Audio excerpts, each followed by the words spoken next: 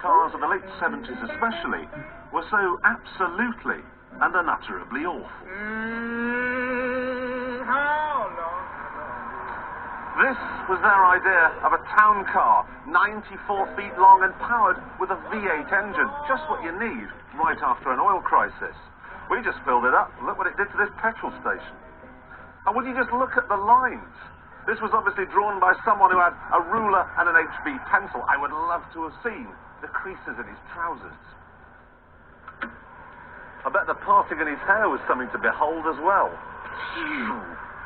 But I bet, most of all, he had sleepless nights about this steering wheel. I can see him at home with his wife now. Damn it, Myrtle, I can't figure out a way to make this wheel square. I got me square dials, I got me a square dash, I got me a square body. But the wheel, it's circular, ruins the whole car.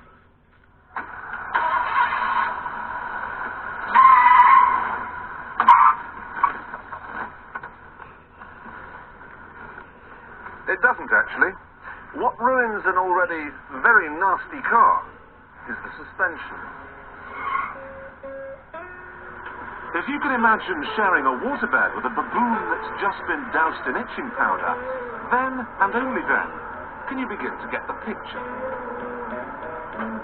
And then there's the interior. No animal died to make this one. Not a single tree was cut down. It's a celebration of man-made How long was the car to be classified as a land yacht? Golfing trousers on wheels. The only surprise is the interior lamp up there is not full of coloured oil and bubbles. It's a land yacht. The brakes blow on the pedal and the front wheels lock up. The throttle needs more effort, a lot more, but that's okay because the safe top speed of this car is 4. American cars at the time were pretty badly made too. If you bought a car like this in 1976 and it smelt a bit funny, chances are you'd find one of the line workers' tuna sandwiches under the seat. Oh, you'll be surprised I found it in my car one time. In the door. Oh, I found it. It's not as bad as that Jeep that Russian Jeep you drove. This Russian Jeep, known in Vietnam as the common car, has an engine, but it's hard to say what sort. Certainly, if you're after refinement or power, you're better off with one of these. If it's a diesel, it's very rough indeed. If it's petrol, it should be taken outside and shot. No trial, no last breakfast, and no flowers, please. It's also fantastically badly equipped. You get a horn, which is fair enough, because that's vital in Vietnam. But that is it. Hold on a minute, I'm just going to put my seatbelt on. You can't.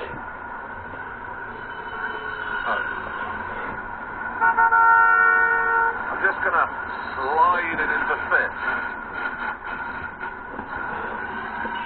No, fourth's good. Fourth's fine. No problem. I'll tell you what I will do. I will just put my seat back. You can't. No matter. I'll get the windows down.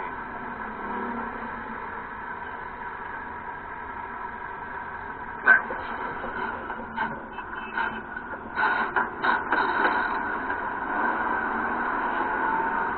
It's the worst car in the world by miles. The only thing that's smooth about it is the spare tyre. This car has absolutely no redeeming features.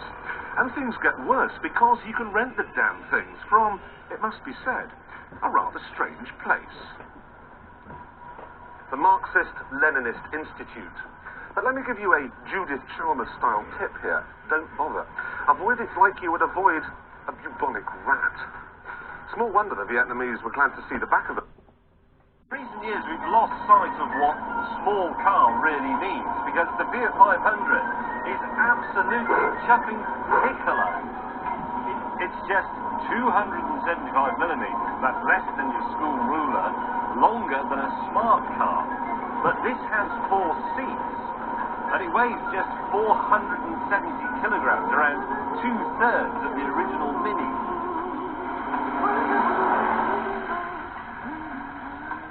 Bam.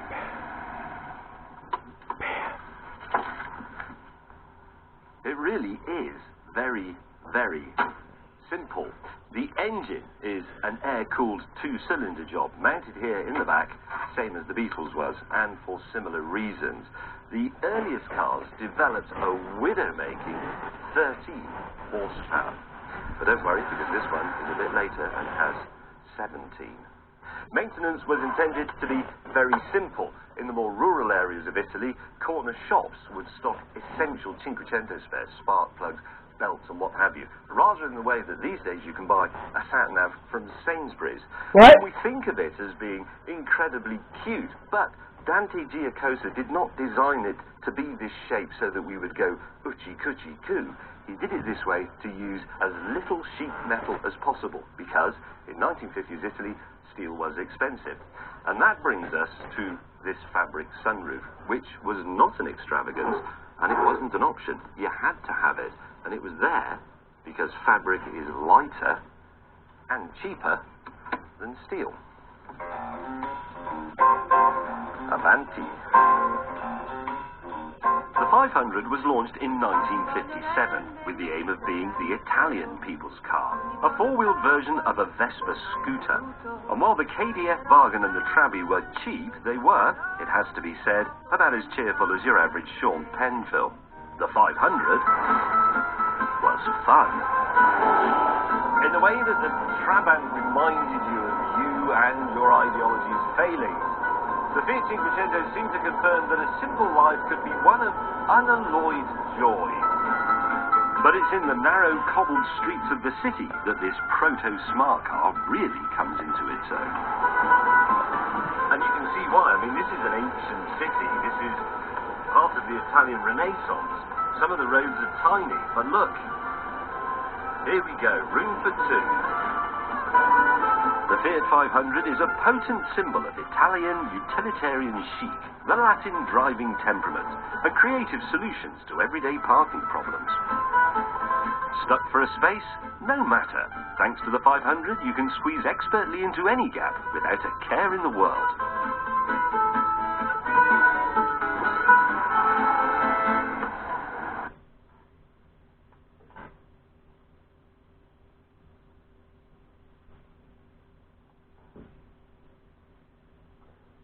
That's new, I didn't know it was there. That's how big it is. That's what I have to make it. Now's the time to find a health plan on healthcare.gov. Sign up between November 1st and December 15th.